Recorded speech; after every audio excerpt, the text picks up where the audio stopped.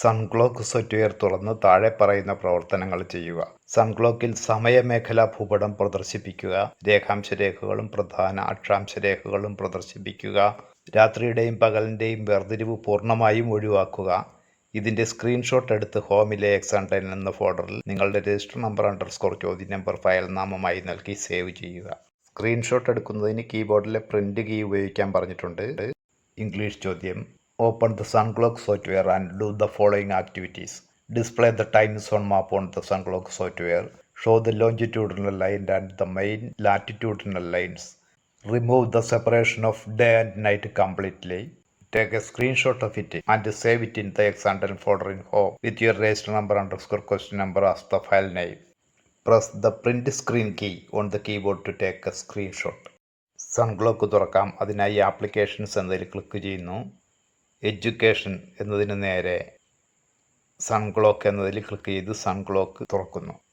Tool box കാണുവാനായി ഞാൻ ഇവിടെ ഒന്ന് ക്ലിക്ക് ചെയ്യുന്നു. ഇത് മാക്സിമൈസ് ചെയ്യുവാൻ ഇവിടെയും ക്ലിക്ക് ചെയ്യുന്നു.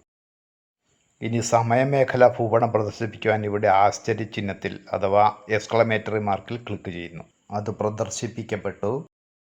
ഇനി ചെയ്യുവാനുള്ളത് show the longitudinal line and the main latitudinal lines. രേഖാംശരേഖകളും അക്ഷാംശരേഖകളും പ്രദർശിപ്പിക്കണം. രേഖാംശരേഖകൾ ദൃശ്യമാക്കുന്നതിന് വേണ്ടി എം ടൂളിൽ ക്ലിക്ക് ചെയ്യുന്നു. അക്ഷാംശരേഖകൾ അഥവാ ലാറ്റിറ്റ്യൂഡിനൽ ലൈൻസ് പ്രദർശിപ്പിക്കണമെങ്കിൽ ടി എന്നതിൽ ക്ലിക്ക് ചെയ്യണം. ക്ലിക്ക് ചെയ്തു. അടുത്തത് remove the separation of day and night completely. രാത്രി പകൽ വേർതിരിവ് ഒഴിവാക്കാൻ എൻ ടൂളിൽ ക്ലിക്ക് ചെയ്താൽ മതി. ഒരു വട്ടം ക്ലിക്ക് ചെയ്യുന്നു. ഒന്നുകൂടി ക്ലിക്ക് ചെയ്യുന്നു. ഒന്നുകൂടി ക്ലിക്ക് ചെയ്യുന്നു.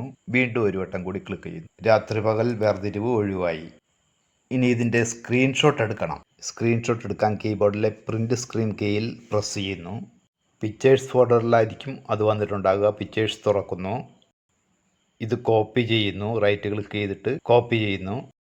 ഇനി X110 ഇത് പേസ്റ്റ് ചെയ്യണം. അതിനുവേണ്ടി ഹോം സെലക്ട് ചെയ്യുന്നു. X110 സെലക്ട് ചെയ്യുന്നു. ഇവിടെ അത് പേസ്റ്റ് ചെയ്യുന്നു. ഇനി ഇത് റീനെയിം ചെയ്യുവാൻ വേണ്ടി റൈറ്റ് ക്ലിക്ക് ചെയ്യുന്നു. ഇതിൽ റീനെയിം എന്നതിൽ ക്ലിക്ക് ചെയ്യുന്നു. രജിസ്റ്റർ നമ്പർ ചോദ്യം നമ്പർ എന്ന രീതിയിൽ പേര് നൽകുന്നു.